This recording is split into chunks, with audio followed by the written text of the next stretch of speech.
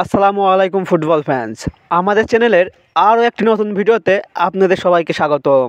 ইতিমধ্যে শেষ হয়েছে চ্যাম্পিয়ন্স লিগের সেমিফাইনালের ম্যাচগুলি, যেখানে 4 দল থেকে বাদ পড়েছে 2টি দল এবং 2টি দল উঠেছে ফাইনালে। সেমিফাইনালের 2 লিগ শেষে 6-7 গোলে বার্সেলোনাকে পরাজিত করে ফাইনালে উঠেছে ইন্টার মিলান। বিপরীতে 2 লিগ শেষে আর্সেনালকে 3-1 গোলে পরাজিত করে ফাইনালের টিকিট নিশ্চিত করেছে Paris and Germany. UEFA champions লিগের ফাইনালে ইন্টার মিলানের প্রতিপক্ষ পিএসজি। আজকের এই ভিডিওতে আলোচনা করব ইউএফা চ্যাম্পিয়ন্স লিগের হাই ভোল্টেজ ফাইনাল এই ম্যাচটি কবে, কোথায়, কখন অনুষ্ঠিত হবে তা নিয়ে। মূল ভিডিওটি শুরু করার আগে আপনি আমাদের চ্যানেল নতুন হয়ে থাকলে চ্যানেলটি সাবস্ক্রাইব করে পাশেই থাকুন।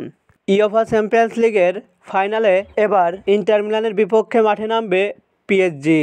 ইন্টার মিলান বনাম পিএসজির মধ্যকার এই ম্যাচটি খেলা হবে বায়ার্ন মিউনিকের হোম গ্রাউন্ড এলিয়ানোস এরিনা স্টেডিয়ামে এবং চ্যাম্পিয়ন্স লিগের হাই ভোল্টেজ ফাইনাল এই ম্যাচটি অনুষ্ঠিত হবে বাংলাদেশ সময় অনুযায়ী আগামী 1 জুন রবিবার রাত 1টায়।